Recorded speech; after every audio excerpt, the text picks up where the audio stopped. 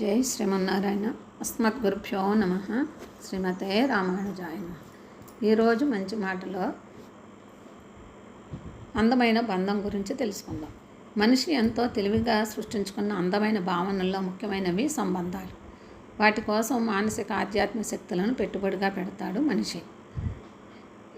ఈ సంబంధాల అవసరం ఏమిటి? భద్రత, ఆనందమా అంటే ఈ రెండింటి కోసమైతే మూలమైన దైవంతోనే సంబంధాన్ని స్థిరపరచుకోవాలి.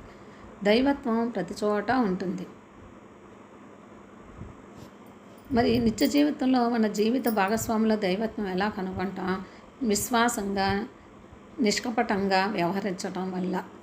ఏం ఆశించకుండా ప్రేమను అందిస్తే అప్పుడు అదో అందమైన బంధం అవుతుంది. సంబంధాలు రెండే రకాలు, పరిపక్వత కలిగినవి, లేనివి. అంతే. పరిపూర్ణమైన సంబంధాలు చాలా అరుదు. మనుషులే పరిపూర్ణలు కానప్పుడు వారి ఏర్పరచుకున్న సంబంధాలు పరిపూర్ణం ఎలా అవుతాయి? జీవితం అనే దారిలో రాకపోకలే సంబంధాలు. అహాన్ని మూలకనెట్టి ఇతరుల్లోని తేడాలు, పరిమితులను స్వీకరించగలగాలి. జీవిత నాణ్యతను అనుభవాలే నిర్ణయిస్తాయి. ఎప్పటికప్పుడు మనల్ని మనం మెరుగుపరుచుకుంటూ ఉండాలి. మంచి నావికుడికి తెలుస్తుంది, గమ్యం చేరాలి అంటే గాలి దిశను మళ్లించటం సాధ్యం కాదు. కాబట్టి తానే తన తెరచాపలను సర్దుబాటు చేసుకుని ప్రయాణం సాగిస్తాడు. నీతో ఉన్నప్పుడు ఎంతో ఆనందంగా, ఆహ్లాదంగా ఉంటుందని ఇతరులు అనుకుంటే అది అందమైన సంబంధం. నిన్నను నిన్నకే విడిచిపెట్టడం పరిపక్వత. పరిపక్వత అంటే ఇతరులు మనతో ఉన్నప్పుడు తల్లి గర్భంలో బిడ్డకు ఎలా భద్రంగా ఉన్నట్లుంటుందో అలా అనిపించాలి. అలా ఒక్కరికైనా అనిపించేలాగా ఉండగలిగిన గొప్ప ఆశీర్వాదమే అవుతుంది మనకు. ప్రపంచంలో దేన్ని నిర్వచించాలన్నా మన సంబంధం ఏంటో కూడా నిర్వచించాలి. గురువును ఉపాధ్యాయుడు అనుకుంటే నువ్వు విద్యార్థివి. భగవంతుడు అనుకుంటే నువ్వు భక్తుడివి. ప్రియమైన వ్యక్తి అనుకుంటే ప్రేమికుడివి. సమకాలీకునుడు అనుకుంటే స్నేహితుడివి.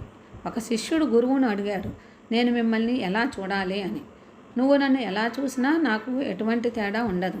ఆ తేడా అంతా నీకే అని చెప్పాడు గురువు. దశరథుడు రాముడిలో కొడుకును చూశాడు. ఎడబాటును భరించలేక మరణించాడు. సీత రాముడిలో భర్తను చూసుకుంది, భార్యగా కష్టాలను పంచుకుంది. హనుమ రాముడిలో దేవుణ్ణి చూశాడు, తాను దైవమయ్యాడు. సముద్రంలోని ఉప్పు నీరు ఆవిరే స్వచ్ఛమైన వర్షపు నీరుగా భూమి మీద పడుతుంది.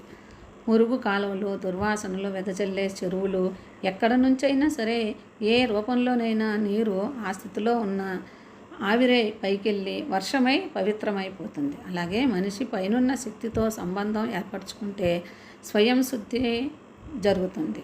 అతడి ఆలోచనలు, భావాలు, జీవం అన్నీ ఆ దైవ సంబంధం వల్ల పవిత్రమవుతాయి. ప్రార్థనలు పైకి వెళ్ళినప్పుడు ఆశీస్సులుగా మనకి కిందకు చేరుతాయి. కనుక అందరం కూడా ఆ భగవంతుడితోనే సంబంధం పెట్టుకుందాం. జై శ్రీమన్నారాయణ. శ్రీమతే రామానుజాయ నమః.